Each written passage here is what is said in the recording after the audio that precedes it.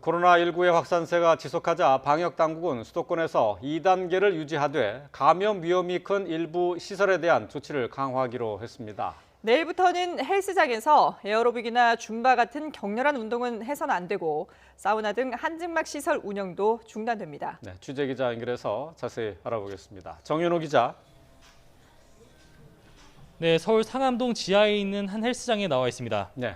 자, 내일부터 헬스장이나 사우나에서의 방역 지침이 바뀌게 되는데요. 관련 내용 전해주시죠. 네, 그렇습니다. 내일부터 헬스장을 비롯한 수도권 실내 운동시설 등에 대한 방역 지침이 강화되는데요. 방역당국은 내일 0시부터 오는 7일까지 격렬한 실내 운동 등이 이루어지는, 예를 들어서 에어로빅이나 줌바 등이 이루어지는 GX류 운동시설 등에 대해서는 집합금지 대상이라고 설명했는데요. 제가 나와 있는 이곳 헬스장에서는 일부 회원들의 혼선을 막기 위해서 당장 오늘부터 에어로빅 등 줌바나 이런 수업 등을 중단한다고 설명했습니다. 당장 운영을 중단하는 듯한 그런 경제적인 타격이 예상된다고 하지만 마스크 착용이나 밤 9시 이후 영업 중지 등을 이렇게 방역 지침 등을 지키면서 기존 회원들을 위한 수업을 계속해서 이어나가겠다고 설명했습니다. 아파트 단지 안 헬스장도 마찬가지로 운영이 중단됐는데요.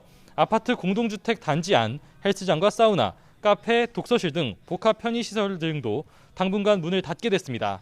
아파트 부대시설이었던 서울 서초구 사우나 두 곳에서 확진자가 최근 140여 명까지 늘어난 영향으로 보입니다. 이와 함께 수도권에 있는 모든 목욕시설에서 사우나와 한증막의 운영이 중단돼 이를 어길 시에는 과태료 부과 대상이 됩니다. 욕탕을 운영하면서 사우나는 열어서 안 된다는 건데요. 환기가 어려운 공간에서 땀을 흘리고 과호흡이 일어나면 감염 전파 위험성이 높기 때문이라고 방역당국은 설명했습니다. 이와 함께 학원이나 교습소, 문화시설에서 진행되는 관악기와 노래 수업도 금지됩니다. 학생과 강사의 마스크 착용이 어려운 데다가 비말이 튈 가능성이 크다는 건데 다만 당장 급한 2021학년도 대학 입시 관련 교습은 허용됩니다.